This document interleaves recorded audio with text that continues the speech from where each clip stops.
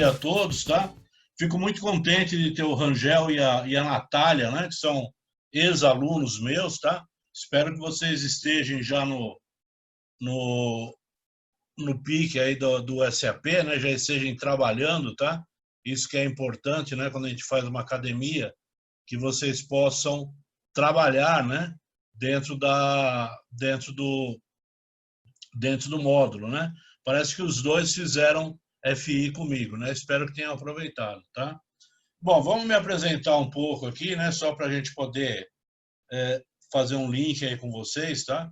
Eu trabalho com a área de informática já faz aproximadamente uns 20 anos, tá? Comecei com mainframe, como todo mundo, né? Que é um pouco mais experiente que nem eu, né? Começa com mainframe, com COBOL, Adabas, Natural, né? E depois surgiu o SAP, tá? O SAP eu fui coordenador de desenvolvimento durante muito tempo, tá? Durante alguns anos, e trabalhei bastante como gerente de projetos também, e aí a gente trabalhou com todos esses módulos aí, não que eu conheça todos, porque, inclusive, se vocês tiverem com alguém, né, com algum consultor que fala que conhece todos os módulos, pode chamar de mentiroso porque não conhece, tá? A gente conhece especificamente alguns, FI e CO principalmente, porque eles são muito próximos, esses dois módulos, tá? Mas eu trabalhei com todos eles, então a gente consegue ter uma pequena afluência, né, em todos esses módulos, que é o que vocês teriam caso vocês venham a fazer o SAP FAN. O SAP FAN ele acaba permeando, né, quase que todos esses módulos, FI, CO, a parte de MM, SD e um pouquinho de PP. Então a gente consegue ter, né, uma parte aí muito grande, né, de todos esses módulos, tá? E depois, em 2004, eu comecei como instrutor de SAP. Fiz as duas academias, né, de FI e CO. Em 2004, essas academias eram juntas. Então, a gente fazia 2 semanas de FI e 2 semanas de CO. Não dava para aprender quase nada em nenhuma das duas, porque o tempo era muito curto, né? Depois, em 2005, 2006, é que começaram as academias aí com 4 ou 5 semanas. Mas eu fiz essas duas academias, me certifiquei e acabei começando a dar cursos, né, na SAP desses dois módulos.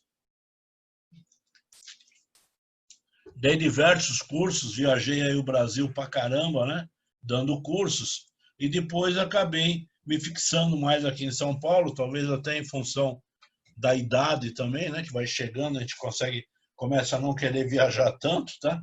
Então a gente acaba ficando mais no local mesmo onde a gente tem residência. E aí acabei entrando na CA, e na CA estou desde lá, tá? Desde 2010, 2011, né? Eu estou na CA dando cursos de SAP, e aí mais voltados para academias, né? De FI e de CO, tá? Vamos começar a falar um pouco, então, do que é uma carreira SAP, tá? Mercado de trabalho, né? O mercado de trabalho a gente vê, né, que de um tempo para cá ele tem passado por uma transformação muito rápida, né? Existem novas profissões surgindo, outras vão se esvaziando, né? A carreira de consultor SAP, na realidade, ela nunca se esvazia, ela sempre acaba criando, né, mais valores e sendo mais valorizadas. Desculpe.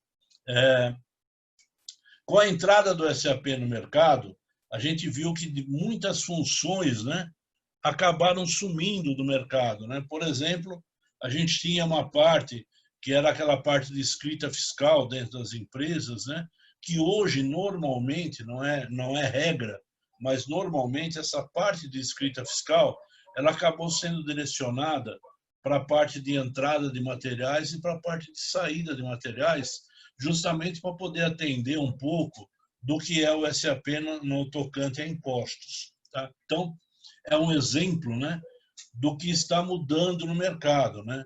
Uma coisa que existe muito no mercado, que mudou bastante, né, em função da entrada do SAP, é a qualificação dos profissionais. Hoje em dia é comum você pegar uma solicitação de emprego, né, no jornal, e o cara vai lá e escreve: precisa-se de, como é que fala? Administrador de contas a pagar com experiência em SAP. Hoje em dia, as empresas não qualificam mais os empregados, né? Elas esperam que os empregados venham qualificados. Então, alguns cursos SAP, né, eles são bastante interessantes para poder qualificar um pouco os funcionários, principalmente para que a gente consiga ter, né, uma função ou um direcionamento na carreira que a gente vai fazer. E o que é ser um consultor SAP, né? Ele fala que é um profissional, né, cujas qualificações o habilitam a oferecer um apoio e suporte a clientes, facilitando o trabalho e a tomada de decisões. A ideia do consultor é conhecer tanto o produto, o SAP, como também o processo de negócio que a gente tem dentro do cliente. E fazer um link entre esses dois, trazer o nosso cliente para dentro do SAP. Para isso eu preciso ter o quê? Um conhecimento bem grande da ferramenta, né? E também um conhecimento do processo que aquele cliente trabalha, tá? As habilidades de um consultor, isso é muito importante, tá? Uma boa comunicação. O fato de você saber ouvir e saber falar, né, com o nosso cliente é muito importante, tá? Ter uma visão sistemática e abrangente do processo. Eu não posso ir para um cliente sem saber exatamente o que aquele cliente faz, qual que é o processo principal daquele cliente, tá? Ter uma noção dos limites que a gente tem, que os nossos próprios limites, né? E aí, quando eu chegar numa parte que eu não conheço profundamente, eu tenho que procurar apoio de quem possa me contribuir, né, com aquela solução. Procurar um sênior ou alguém que tenha um conhecimento a mais, né, para poder chegar numa solução. Trabalhar em parceria. O trabalhar em parceria é muito importante, tá? O sucesso de um trabalho de consultoria resulta da parceria entre o consultor e os demais agentes. Os demais agentes aí envolvidos, na realidade, são os nossos usuários, tá? Então, a gente precisa demais, né, desse acordo de parceria entre o consultor e os usuários, tá? E o principal, ser criativo nas soluções, tá? Tentar fazer o máximo possível que der, alterando os processos dentro do SAP, não gerando soluções de programas, tá? Tentar gerar, basicamente, alteração no processo do cliente para que ele possa ser inserido dentro do SAP. O que um consultor faz? Normalmente a gente tem duas vertentes na parte de consultoria, tá? A implementação do sistema, que é quando algum cliente compra o SAP, né, e contrata uma consultoria para implementar o SAP lá dentro. E o que tem muito hoje no mercado, né, é você dar suporte e melhorias para uma implementação. Ou seja, o cliente já tem alguma coisa implementado, tá? E aí a gente vai lá dentro desse cliente e dá um suporte e auxilia nas implementações de melhorias, tá? Benefícios da carreira. Óbvio, né, que o principal benefício é uma remuneração atraente. O que a gente deixa claro, né, nessa parte aqui é que essa remuneração ela não vem do dia para a noite, tá? Isso é o quê?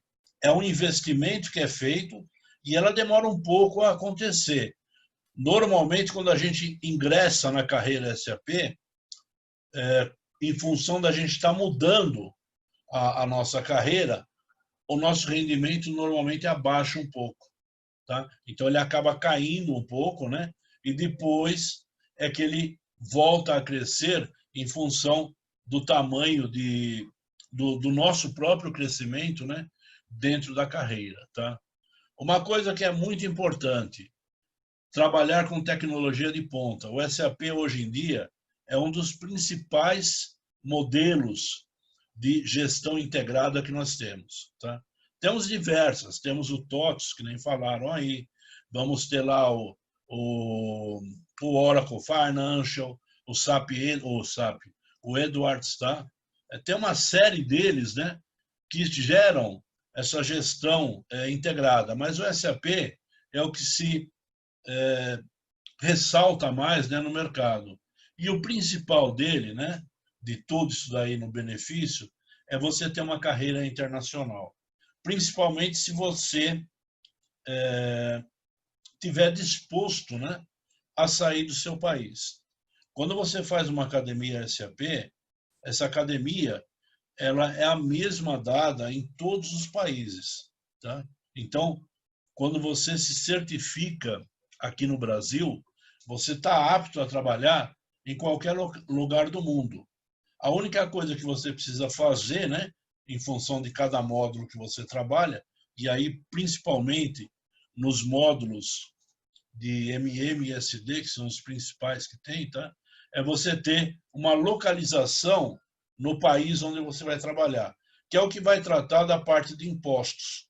Se você for para algum país da Europa, aí é mais tranquilo que ele trata com o IVA, e aí o IVA você já vê durante a própria academia, ok? Então a carreira internacional, né, é uma parte muito interessante, né, para a gente ingressar na carreira SAP. Tá? E como é que a gente define, né, o nosso perfil? Tá? Quando a gente fala de um curso funcional, né, esse curso funcional ele é separado por módulo. Então eu vou ter lá o SD, o MM, o FI, o CO, o PM, que nem falaram aí no chat, tá? Eu vou ter uma série de módulos. A ideia é que a gente consiga ter uma ligação com esses módulos mais em função daquilo que a gente trabalha no dia a dia. Se eu tenho alguma dúvida de como chegar, né, nessa especialização, como chegar naquele módulo que mais me atrai, o ideal é que eu faça um curso chamado SAP-FAN. Que esse SAP-FAN ele vai tratar de todos os módulos, né, uma rápida pincelada de todos os módulos, mas na parte de processo.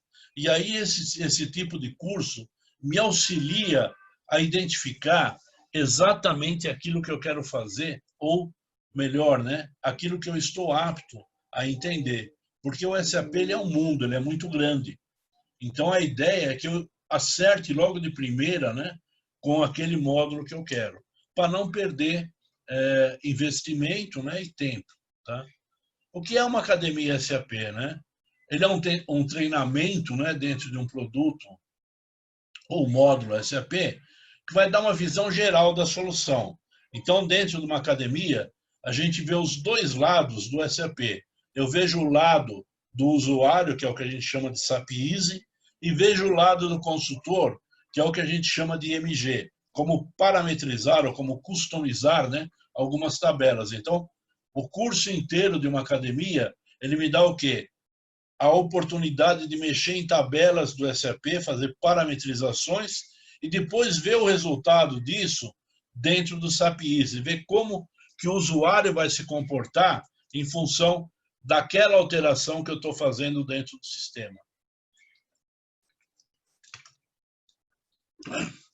Além disso, o objetivo principal, né, é preparar as pessoas que fazem academia para a prova de certificação. A prova de certificação, né, ele é um documento fornecido pela SAP atestando que você tem conhecimento sobre aquele módulo. Tá? A ideia da certificação é te dar a oportunidade, né, de participar no mercado com mais afinco, né, quando a gente estiver buscando uma colocação. Tá? Se eu tiver uma certificação, é óbvio que essa certificação vai me facilitar a entrada no mercado. Não é que ela vai abrir as portas do mercado de uma vez, que o mercado SAP ele é um mercado bastante restrito. Então, a ideia, né, é que a gente consiga, com a certificação, ter uma chance maior, né, de entrar no mercado. Não é impossível entrar no mercado sem ter a certificação, mas com a certificação ela facilita mais, tá? A ideia da gente fazer uma prova, ela é bem interessante, até para o próprio ego, né? A gente consegue ter, né, um diploma, tá? Ou um certificado falando que a gente passou, né, numa prova SAP. Essa prova ela é composta de 80 perguntas, tá? E ela tem 3 horas para responder. O William ele vai esboçar um pouco melhor, né, essa parte aí de certificação, tá? Falando um pouquinho de SAP, né? O SAP, a sede dele é em Waldorf, na Alemanha, tá?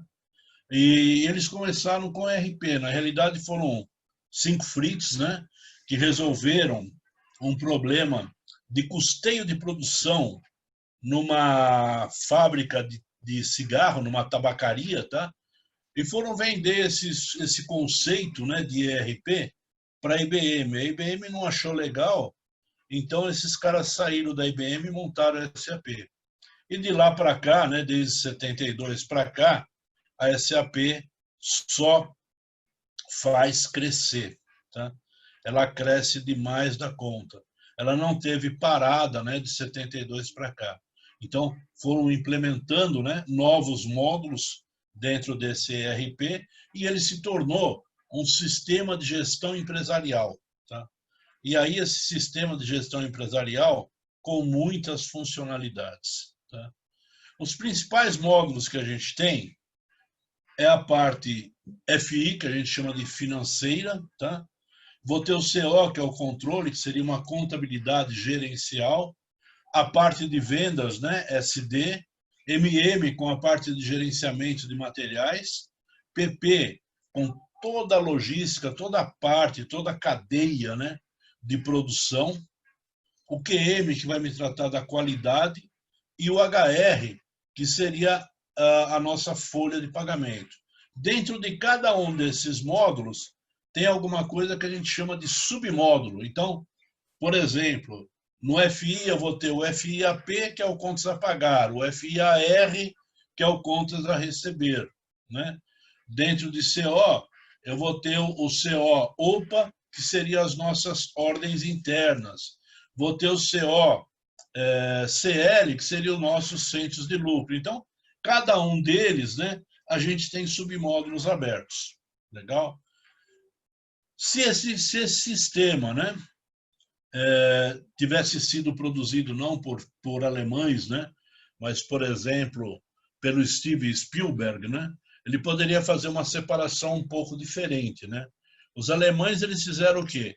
Eles falaram que FI e CO é a parte financeira, a parte de SD, MM, PP e QM seria logística e o HR ele seria só a parte de recursos humanos mesmo. Então, o SAP ele é separado, né, em logística e financeiro.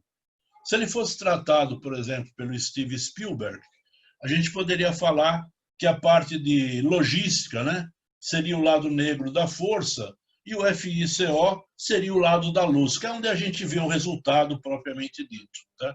Mas como não foi, né, a gente tem que ter lá a parte de logística e financeiro mesmo, tá? Vamos lá, vamos falar um pouco aqui de FI agora, tá?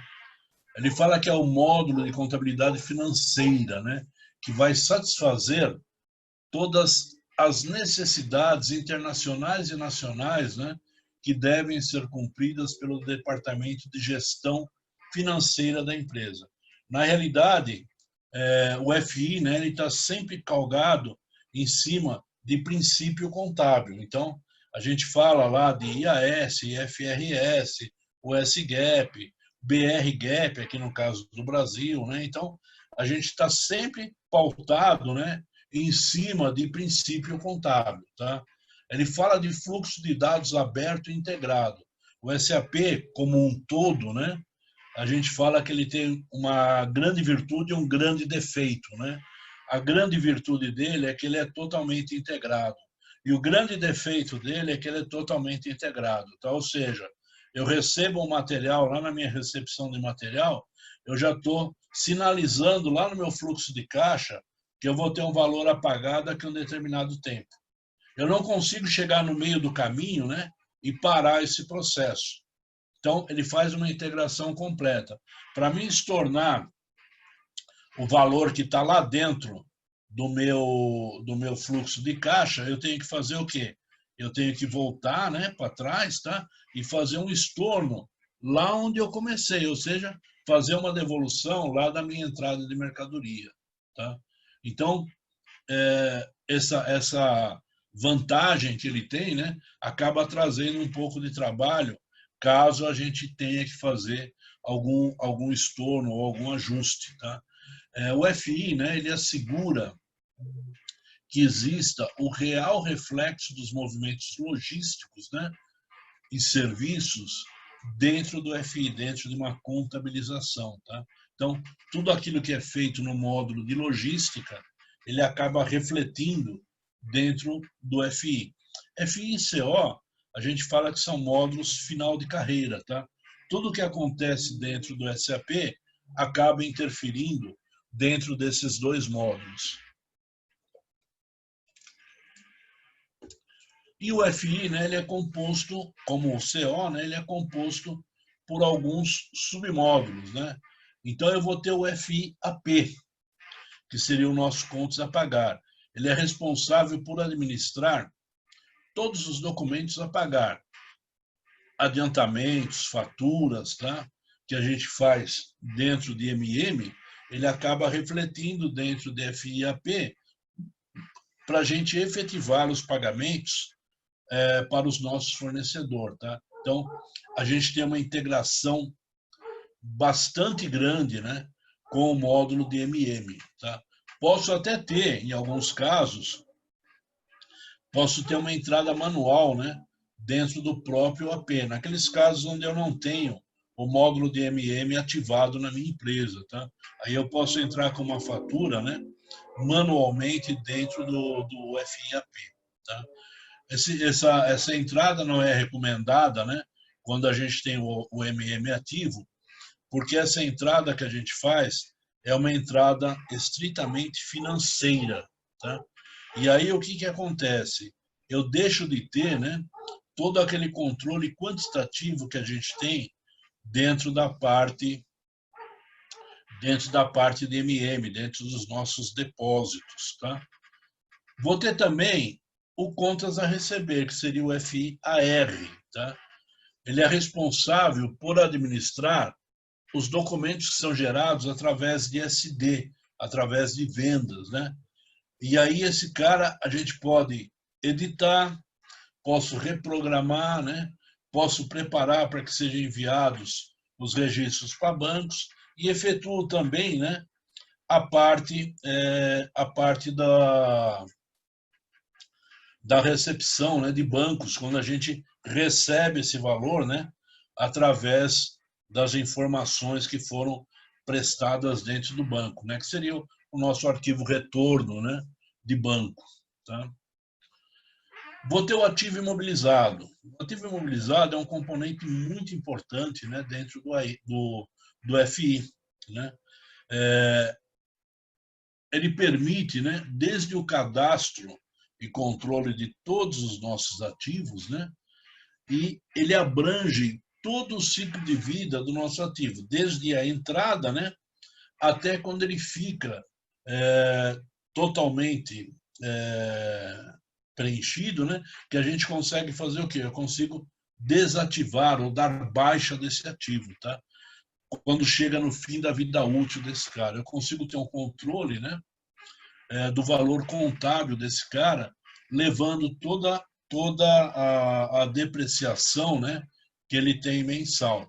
Quando o valor contábil residual desse ativo chega próximo do zero, né, é uma informação que a gente pode desativar esse cara ou vender, né? Então, a gente pode fazer uma baixa desse ativo, tá? Vou ter também o FIGL, né? Ele é responsável pelo registro de todas as informações contábeis, né, que ocorrem em todos os submódulos do SAP. Tudo isso daí que ocorre contabilmente em qualquer módulo SAP gera uma informação dentro do FIGL, tá? E o GL, a partir da versão 5.0, né, mais fortemente em cima da 6.0, ele criou um negócio chamado NewGL. Tá? O NewGL ele veio para atender aquela informação que eu falei em CO, de você ter um balanço por segmento. Tá? Com base nisso, né, o Fritz lá ele estava muito inspirado, né, e ele acabou trazendo para dentro do GL algumas informações muito importantes. Tá? Hoje, dentro do NewGL, eu consigo ter uma repartição de documentos, né, onde eu consigo ter as contas de balanço, né, abertas por informação de resultado. Então, eu consigo ter um balanço por cento de lucro, por cento de custo, por segmento. Tá? Consigo ter a integração, né, de volta de CO para dentro do FI, coisa que eu não tinha, pelo menos no passado. Né? Consigo atender o ativo imobilizado, né, por informações diferentes. Por exemplo, se eu tivesse um balanço, né, se eu tivesse as minhas ações dentro do mercado dos Estados Unidos, né, do mercado americano, eu teria que ter um balanço por US-GAAP. Tá? E é um inferno, né, a gente gerar esse balanço por US-GAAP. Tá? Com o NewGL, ele trata agora de uma coisa chamada Ledger. Então, eu consigo trabalhar com razões separadas. Então, eu posso ter um razão para o S-GAAP, um razão para o IFRS, um razão para o gap local. Tá? Tudo isso separado. E aí eu consigo tirar um balanço por ledger, inclusive no ativo imobilizado, que é o que mais pega, né, na parte de US-GAAP, que é a parte de depreciação, que a depreciação aqui no Brasil é totalmente diferente, né, da depreciação dos Estados Unidos. Então, você consegue criar uma área de avaliação e jogar esse valor num gap, num ledger diferente, que vai atingir somente o balanço do S-Gap. Tá? Então, ele é bem interessante, né? Ele é bem interessante de trabalhar por esses ledgers. Tá? E aí a gente tem o ledger principal e posso ter ledgers não principais, né? Que seriam os outros ledgers, o S-Gap, FRS, alguma coisa assim. Tá? Ele vai atender, né, todos os princípios contábeis. Tá? A academia de FI ela vai proporcionar, né, uma visão geral da contabilidade financeira. Tá? Ela trata dos principais pontos de configuração, tanto do IMG como do SAP-ISE. Tá? Então, dentro do nosso mundo FI, né, eu vou trabalhar com contas a pagar, contas a receber, o razão, o ativo imobilizado. Tá? Algumas coisas a gente não tem. Por exemplo, eu não tenho a parte de tesouraria, né, dentro da academia FI. O módulo de tesouraria ele é tratado num curso separado, um curso de TRM. Tá? Então, algumas informações a gente tem, outras a gente não tem. Legal? Como em qualquer outra academia que a gente estiver fazendo. Tá? A arquitetura da contabilidade ela é mais ou menos o que está mostrado aí para vocês. Tá? Onde eu vou ter o quê? A parte de investimentos, tá? E aqui não é FIOM, tá? É o COIM, é dentro do CO que eu trabalho com a parte de investimentos, tá? Aí eu vou ter a tesouraria, onde eu trabalho com caixa, tesouraria e recursos financeiros. Vou ter toda a parte de FI, né? Com livro razão, contas a receber, a pagar e imobilizados. E vou ter o CO, que é a nossa contabilidade interna, né? Com controle de custos e controle de receitas. E aqui em cima, ó, eu não lembro agora quem perguntou do BPC, né? Mas antigamente a gente tinha esse cara chamado EC, tenho até hoje, né? Que é o controle empresarial, que eu consigo consolidar, tá? Desde que eu não tenha aquelas informações intercompany, né? Ou interempresas, que aí eu preciso tomar cuidado com o faturamento entre empresas. Tá? Aí eu tenho o quê? O centro de lucro, a consolidação e o planejamento empresarial. Legal? Então, a gente tem aqui a arquitetura, né, da nossa contabilidade financeira. Tá? Um processo que a gente tem, né, na realidade, a gente tem dois grandes processos, né, dentro da contabilidade financeira. Tá? Eu tenho o credit to cash, né, que seria o nosso contas a receber, e o invoice to pay, que seria o contas a pagar. Tá? O que a gente tem, né, no credit to cash, né? O credit to cash é quando a gente faz o quê? Um faturamento, né, para um cliente. Tá? Então, quando lá em SD a gente tem a formação, né, de uma ordem de vendas, o que eu faço? A primeira coisa que eu faço dentro do DFI é verificar o crédito, é saber, né, se aquele meu cliente pode ou não comprar de mim. Tá? Se ele não puder comprar, eu já breco aqui e espero uma reavaliação, né, do crédito desse cliente para ele poder comprar, tipo um SPC. Tá? Eu vou ter a fatura eletrônica. Essa fatura eletrônica ela é um pouco diferente daquilo que a gente tem aqui no Brasil. Tá? Então, aqui no Brasil, a gente tem a nossa nota fiscal eletrônica, né, que é serviço, tá? E eu tenho o XML, que é aquilo que trata de mercadoria. Tá? Então, a gente tem um pouquinho de diferença desse faturamento, dessa fatura eletrônica. Ele fala aqui em resolver conflitos. Ele tem um submódulo dentro do FI, que chama-se FSCM Dispute, tá?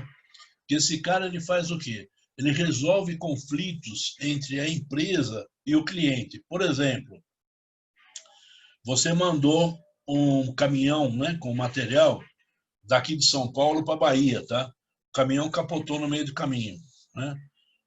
Perdeu 50% da mercadoria. O cara não vai me pagar isso daí inteiro, tá? Então ele vem e ele me paga 50% da mercadoria. Eu não posso dar baixa desses 50%, porque eu vendi 100, né? Tá pendurado 100. Eu não posso receber 50 e falar que tá tudo bem. Então, isso daí ele entra, né, nesse caso de conflito, onde eu vou ter que justificar o porquê que eu estou recebendo só 50% e jogar esses outros 50% contra resultado, contra alguma coisa. Tá? Esse conflito ele é legal, que ele é como se fosse um diário de bordo. Tá? Você consegue transitar entre todas as áreas da empresa, cada um dando uma explicação. Por que o caminhão capotou, se eu devo ou não receber aquilo, se eu vou jogar contra resultado, se eu vou jogar no resultado do setor de vendas, onde que eu vou jogar aquilo, tá? E ele termina, né, no receber o dinheiro, ou seja, quando o meu cliente efetivamente me paga, tá? Aí eu sobreponho esse processo, né, de crédito cash com essa minha cadeia aqui de suprimento financeiro, que seria a minha tesouraria, onde eu vou administrar o meu caixa, né, e ter uma administração de risco, tá? Por isso que ele se chama, esse submódulo aqui, TRM, é Tesouraria e Gerenciamento de Riscos, tá? Aí eu tenho aqui dentro, ó, a tesouraria, onde eu tenho o recebimento dessas faturas, aliás, desculpe, aqui a gente vai ter, né, a parte do invoice to pay. Tá? O invoice to pay ele está ligado exatamente com fornecedores, tá? Onde eu recebo a fatura, aquilo que eu falei para vocês, quando você dá a entrada lá na recepção de material, e a recepção de material já gera uma informação dentro da sua tesouraria, indicando que você tem um valor a pagar. Tá? Então, é aqui que ele flega, né, dentro da tesouraria, um pagamento de algum fornecedor. Tá? Aí eu tenho a aprovação de pagamentos, vou transmitir esse pagamento para o banco, onde eu vou falar se eu vou pagar com cheque, depósito bancário, borderô, duplicata, boleto, o que eu vou pagar aqui, tá? E aí eu tenho o acompanhamento, né, dos pagamentos. Tá? Então, a gente faz desde a recepção da mercadoria até lá embaixo, né, onde a gente faz também toda a parte de acompanhamento, né, do pagamento. Tá? E aí a gente tem o contas a pagar aí. Legal? Tudo isso, né, ele acaba girando em torno desses três elementos aqui, que seria o cliente, o banco, né, que recebe informações para cobrar do cliente e recebe também, né, informações para pagar o fornecedor. Tá? Então, é cliente, banco e fornecedor. E aqui embaixo a gente tem a contabilização, né, de toda essa cadeia financeira dentro do meu GL, dentro do meu razão. Tá? Então, ele fica totalmente integrado, né, dentro do razão. Ok? É aqui que ele vai aparecer, né, todas as informações. Legal? O SAP ele trabalha com um negócio que é bastante interessante, tá? Que seria o nosso livro auxiliar. Ou seja, quando eu faço o lançamento, né, de um cliente, você imagina eu lançar o cliente, né, em cada cliente, tá? E ter uma conta contábil para cada cliente. Eu ia ter o meu razão, né, extremamente cheio. Então, o que que a gente faz? A gente trabalha com um negócio chamado conta de reconciliação. Contabilmente, eu sumarizo, né, todas as faturas de cliente numa única conta contábil e eu lanço isso daí num livro auxiliar por cliente. Esse livro auxiliar ele serve para contas a receber, contas a pagar, contabilidade bancária, o livro caixa, contabilidade do imobilizado, estoque, contabilidade fiscal e quando a gente trabalha com a parte de provisões também. Então, eu utilizo livros auxiliares, ou seja, razões auxiliares, e contabilizo em contas específicas aqui. Então, a somatória de todos os clientes deve aparecer numa conta contábil. Essa conta contábil é que vai lá para o balanço, não é o lançamento em cada nota fiscal. As notas fiscais são lançadas numa única conta e lá no balanço aparece, né, essa conta que sumarizou. Normalmente, na parte de clientes e fornecedores, né, que é o que mais a gente usa, a gente separa em clientes e fornecedores, né, no país e estrangeiro. O estrangeiro justamente para a gente poder ter depois, né, o cálculo da variação cambial.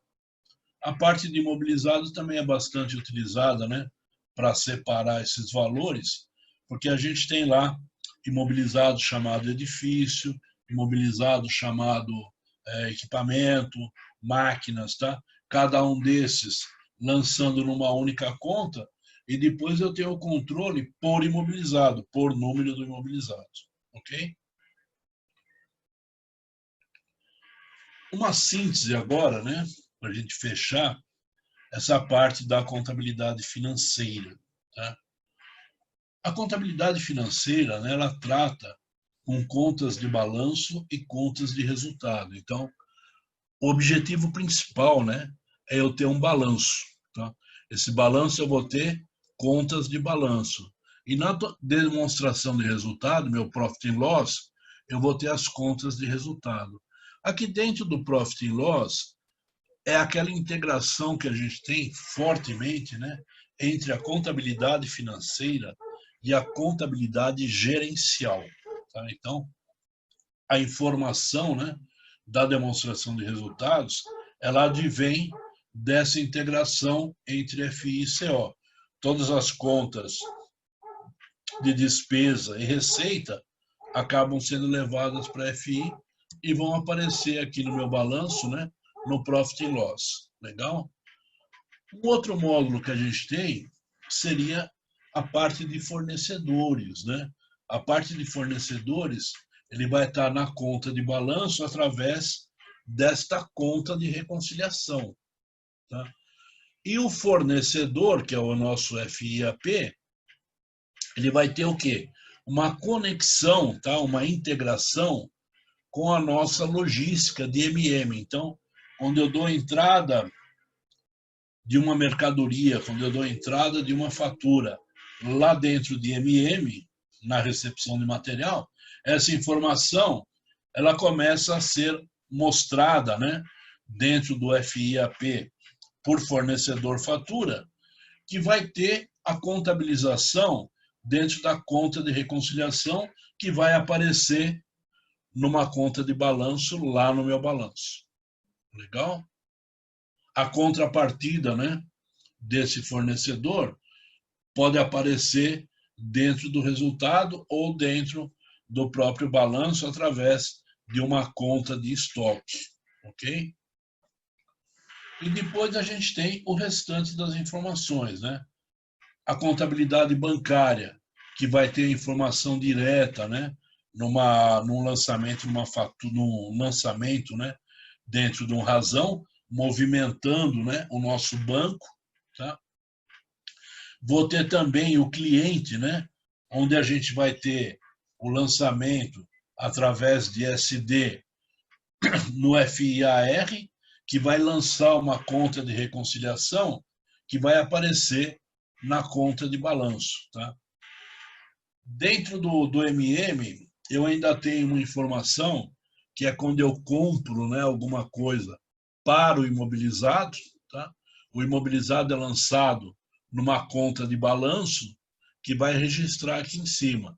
E quando eu faço o cálculo da depreciação dentro do nosso balanço, dentro do nosso imobilizado, ele gera uma conta de despesa que aparece no Profit and Loss e também vai ser levado lá para dentro de CO.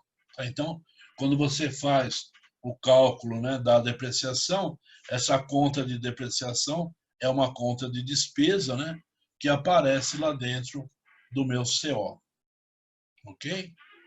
E se eu não me engano, eu acho que é só a gente tem aqui, tá? Dentro da contabilidade financeira.